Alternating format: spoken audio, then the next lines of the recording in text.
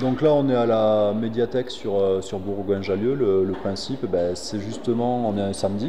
Le principe, c'est d'accueillir les gens en dehors des horaires de bureau. On va rencontrer à la fois des propriétaires, des locataires, ça peut être des familles, des personnes retraitées. Les gens sont un peu interpellés aussi par le concept de prestations gratuites. Ils sont plus trop habitués à avoir de la gratuité en fait dans les conseils, ni trop de neutralité.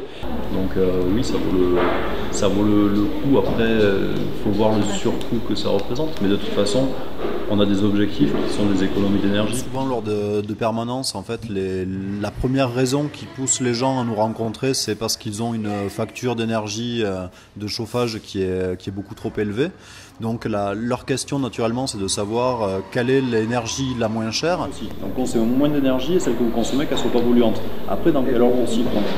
Donc ils attendent une réponse du type c'est l'énergie solaire ou c'est le bois ou le gaz ou l'électricité, mais ils sont généralement surpris quand on leur dit que l'énergie la moins chère c'est celle qu'ils ne vont pas consommer justement.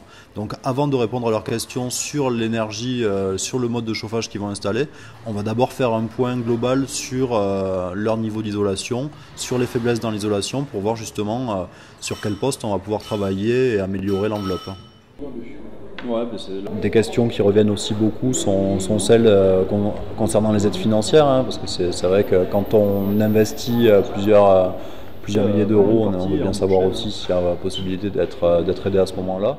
Enfin, c'est un appartement, Non, c'est une maison. Une maison sur 2 niveaux, avec sous-sol.